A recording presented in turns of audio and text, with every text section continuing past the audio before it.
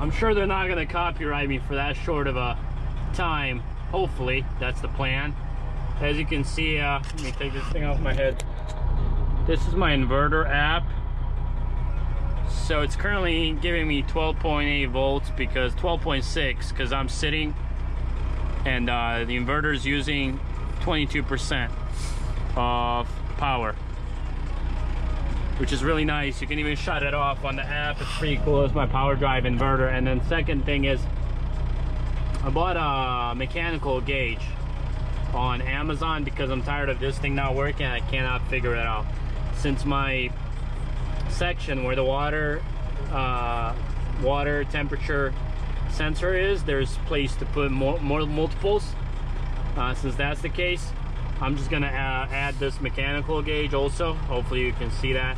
As you can see, it's mechanical, and then I think the wires are mainly for a light bulb, but I think that should work. Anyways, guys, welcome back. Let me turn this down, turn this off. Welcome back to the show. I haven't made a video in a while. Well, at least the last video you see on channel, the gap between that video and this video has been some time, just so you know. But we are about to head to Columbus, Ohio, and we definitely got some odd weather going on. There's been like tornado warnings. It's been raining all the time. It's really annoying, but it is what it is, you know.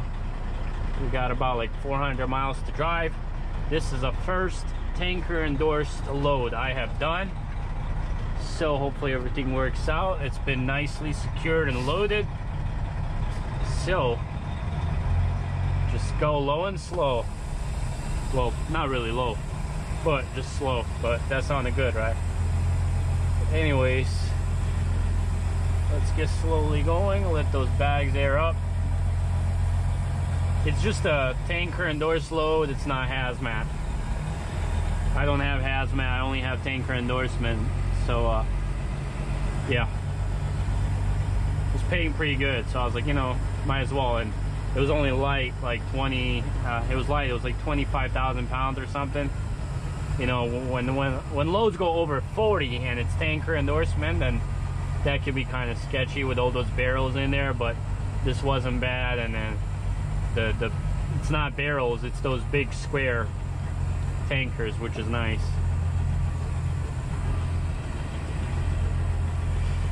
This week on the road, as you can see, it's a mess down there. This week I'm gonna be replacing quite a bit of stuff on the road. Basically, like, there's no Freon in the system, so I'm literally just running my mini split as I'm driving. I don't want to run it while I'm driving. I feel like it can potentially do some damage to it.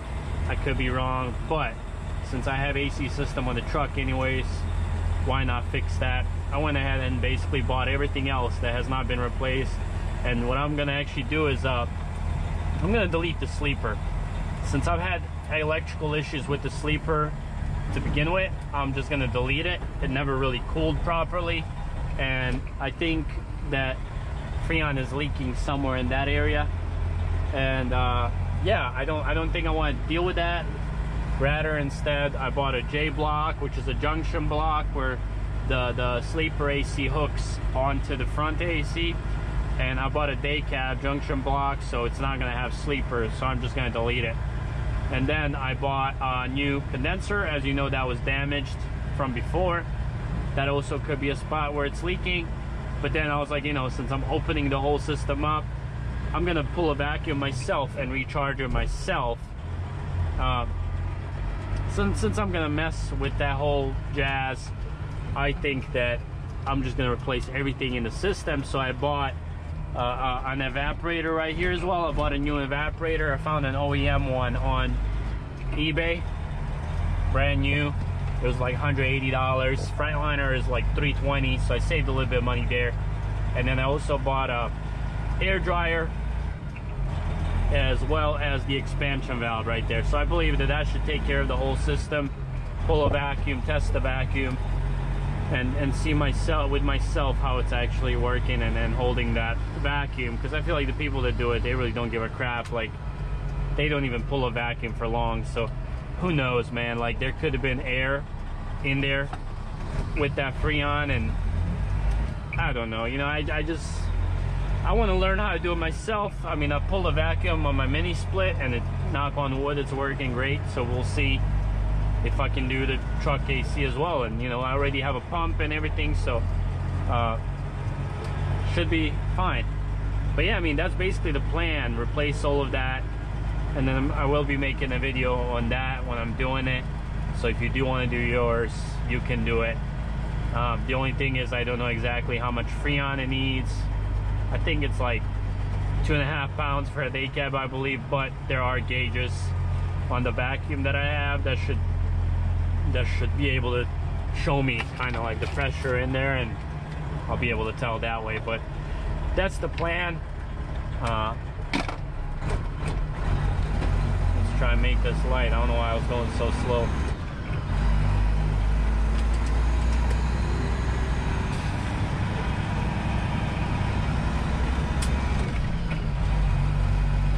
For the folks that are driving this area, like, you can make the turn in the left lane with another truck in the right lane. I see a lot of people like jump to the right lane mid-turn, which is sketchy. You can't see if somebody's there, but hey. And knock on wood, truck has been running absolutely great once I replaced the water pump and thermostat. And to be honest, I feel like I've been getting better fuel economy also. Like you can see right now, I'm just below 3/4 of a fuel tank out, and I have 500 miles on the clock. Hopefully there's no tornadoes. Hopefully we don't run into any tornadoes, because this area in Illinois is known to get tornadoes, unfortunately. That freaking yard there is huge. That yard right there is owned by some Bosnian guy also. It just shows you like anything's possible, you know. I mean, that guy came to the States without $1 in his pocket, rolled up his sleeve and said, you know, man, I'm gonna work. He opened up a commercial cleaning company, by what I understand, and he's got a commercial cleaning company with like 200 employees, and then he, you know, owns a bunch of real estate along with that truck yard. But I mean, keep in mind, there's 480 parking spots in that yard, and the cost is $100 per spot. So if that was like full occupancy, that is $48,000 a month. Probably the easiest $48,000 you can make, because there's really no maintenance there, you know. People park and you just pick up trash, and pretty much that's it. And on top of that, he's got 2 shops, brand new shops. One of them has 6 bays, the other one has 3, and I believe he's building a 3rd shop to do alignments also. So I mean, that's just inspiring, you know, to see. And it just shows you that if you're motivated enough, and if you're willing to hustle up and roll up your sleeves, it's definitely possible, you know.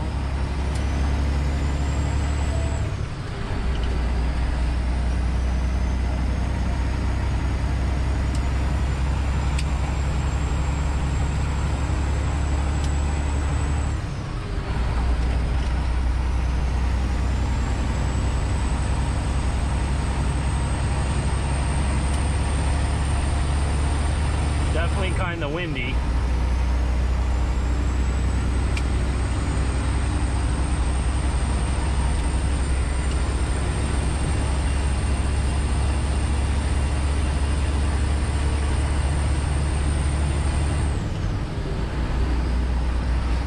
Funny thing is, and I think if I do decide to buy it, I will have bought it by the time you guys probably see this video. But there's a freaking 1985 Nissan pickup truck with 50,000 miles for sale in Ohio, and I really want to go see it, because this thing is absolutely unbelievable shape, and I always wanted to pick up. It's manual, 4-wheel drive. It's got a lift kit on it. This thing is absolutely gorgeous. And I know most people are gonna say, oh, you're crazy, why the hell would you buy something that old? But this thing is special, you know. Like I feel like cars like that, are just like an investment, and you don't really find many. And they're asking 9,000. Obviously, I want to negotiate, but I am really highly interested into it. So I think it's down by Cincinnati. So I think maybe tomorrow I might actually go check it out. It's like an hour out of Cincinnati, so it'd be out of my way, but I'd want to go check it out and see what it's about. But yeah, I'll keep you guys posted if I buy that. It's gonna be interesting, but I always want to pick up, so it'd be nice to have something like that.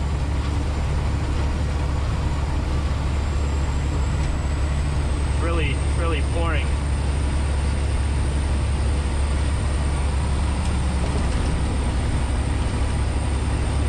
Definitely windy also. Don't like the look of this. When it's like gloomy like this and then it's humid, that's like perfect tornado weather right there.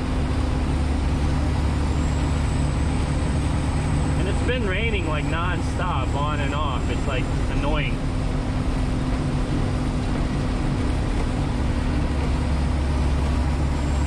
That's a sweet Tundra. Can't say I'm a fan of those fenders. And if the truck was black, it'd probably look much better, but to each their own, you know. But yeah, guys, keep on rolling, and hopefully catch you guys later somewhere, I guess. So like it's raining quite a bit, but like there's people stopped on shoulders. Like a lot of folks stopped on shoulders. They're idiots. If it's raining so hard and you can't see, turn on your flashers and get off the interstate. If it's raining that hard, you being on the side of the interstate is not a good idea. Somebody's gonna crash into you. People have like zero common sense, and I'm trying to go super slow, keep my distance, but people keep cutting in front of me. Because I have a lot of liquid in my trailer and I don't want to slam my brakes.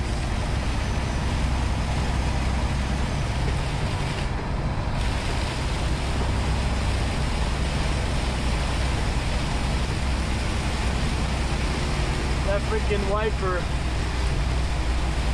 whatever even freaking happened to that? What the hell?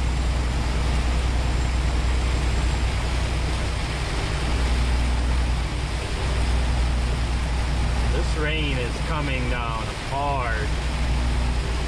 I just realized that wiper is like knocked out of the place.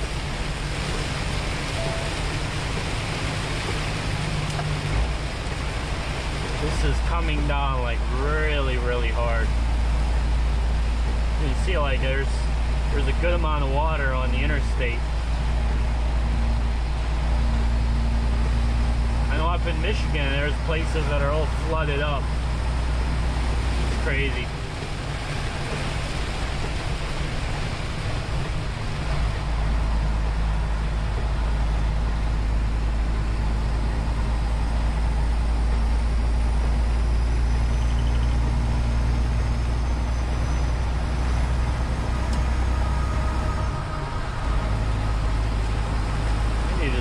And check out what the hell is going on with that wiper.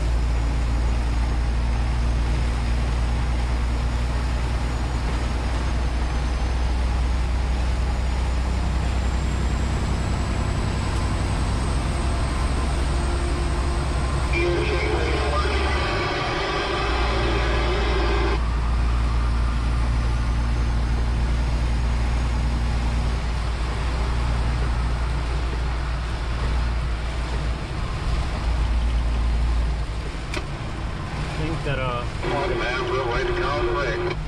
think I'm gonna get off and pull up into fuel aisle and see what's going on with that wiper.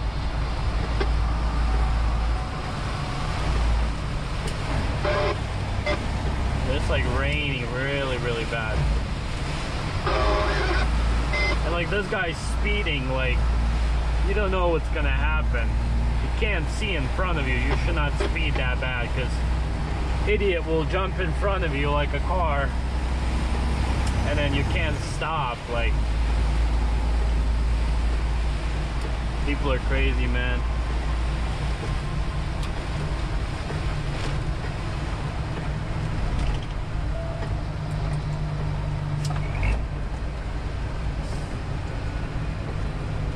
can definitely feel the liquid in the back. If you brake hard, you can feel it like go forward and then push you back.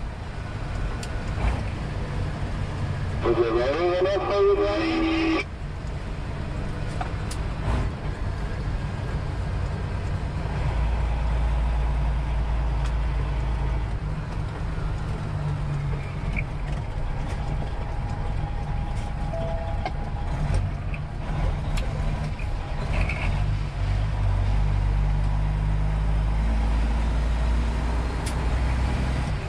Pretty dang windy too.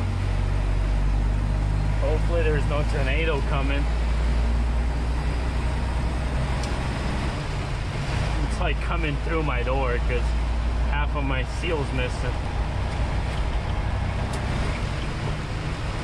I don't know even where the entrance is to this pilot.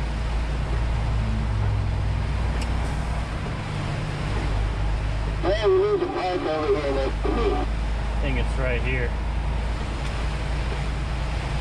Pretty intense.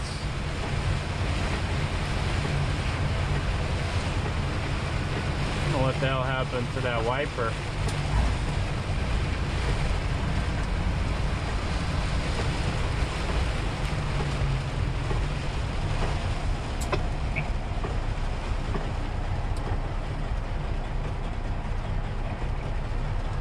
Like bent up. I don't know if like the wind turned it off or what the hell happened, but I need to fix that. I mean, not like I really need the one on that side, but I don't want it to break.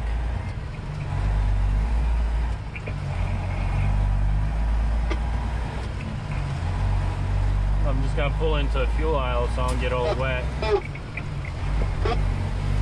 And people in CB just like talking stupid crap. Like, dude, shut the hell up.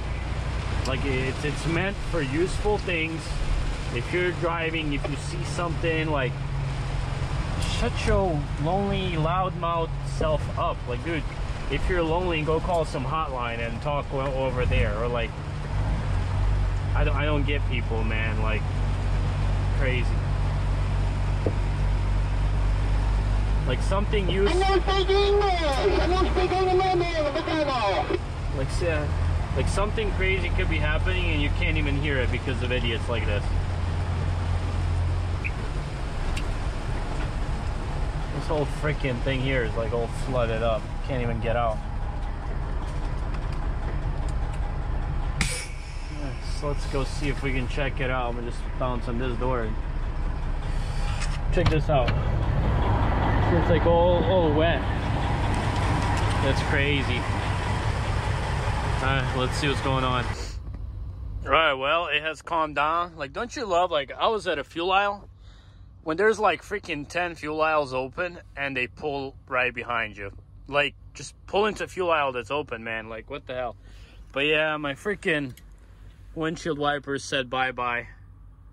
It broke off, I guess, when it was working so fast that it got stuck in the filter net and it broke off. But thankfully, that's the only thing broken off. So I just need a new wiper arm.